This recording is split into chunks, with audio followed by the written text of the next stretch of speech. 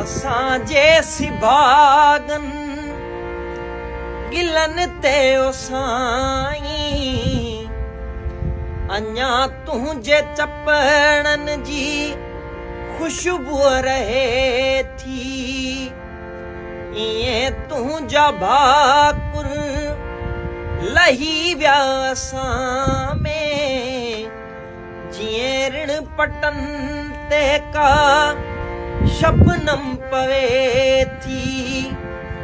असां कोन सम्झो असांखे सफ़र में क़यामत का अहिड़ा बि आदाब ॾींदी तन्हायूं हुजूमन सां दामन झलींदियूं काथ ते असां लैन वरलाप थींदी पुॼाणा पिरीअ तो मरी वई चिटाई पुॼाणा वॾा तो मरी वई चिटाई पुॼाणा पिरीअ तो वरी वई चिटाई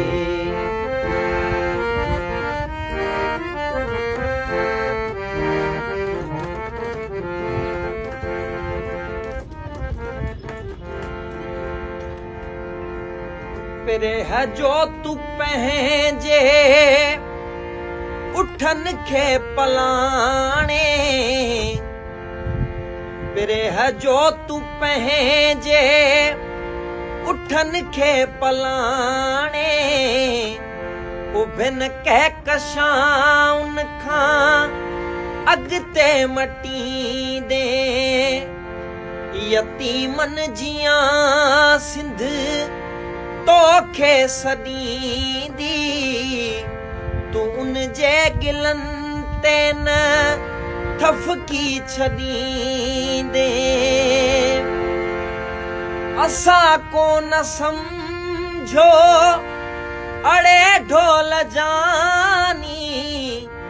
विछोड़ो असांजे विखन खे वंगींदो इएं देस पंहिंजो निधन को दगन में असांखे असांजो नसीबो पिटींदो पुॼाणा पिरीअ तो मरी वई चिटाई पुॼाणा वॾा तो मरी वई चिटाई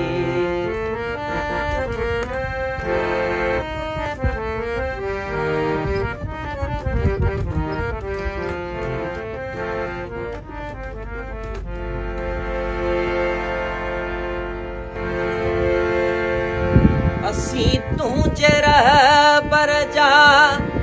गुस्ताख आशिक वतन या कफन जे वचन सां ॿधाणा दिलासे जियां तूं मिलियो हुए असांखे असांजो त सभु कुझु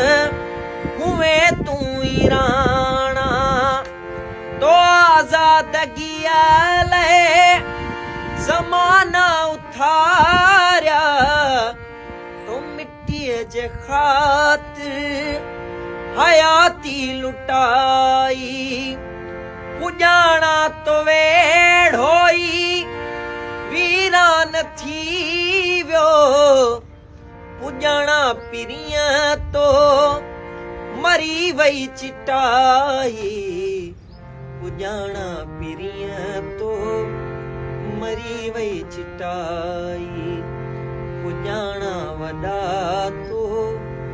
मरी वई चिटाई